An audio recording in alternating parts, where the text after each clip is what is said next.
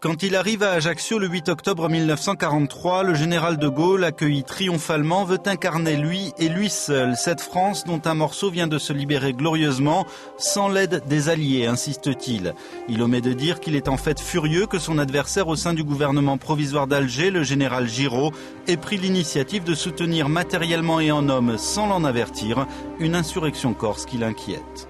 De par les liens entre la résistance communiste et Giraud, De Gaulle n'a pas joué un rôle fondamental dans les préparatifs, si courts soient-ils, de la libération de la Corse. En revanche, il a réussi l'exploit politique de récupérer l'opération militaire à son profit et d'instaurer le pouvoir gaulliste dans l'île qui servira ainsi de laboratoire à une expérience beaucoup plus vaste au niveau national.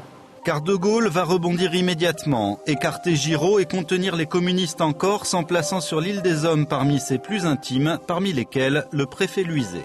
Quand De Gaulle écrit à Luizet, il termine ses lettres par « Je vous embrasse ». Lui qui n'embrassait même pas ses enfants, embrasse Luizet.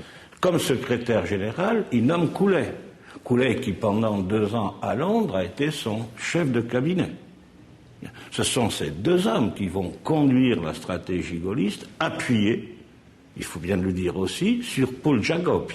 Le camp de droite, Pietri, est complètement discrédité. La seule force politique qui, en 1943, puisse faire, je dirais, barrage à l'avancée du Front National et du PCF, ça reste encore les radicaux. La stratégie de Gaulle fonctionnera même si les communistes gagneront des dizaines de villes, dont Ajaccio aux municipales suivantes. De Gaulle, cette fois, s'était fait le héros d'un combat qu'il n'avait pas mené.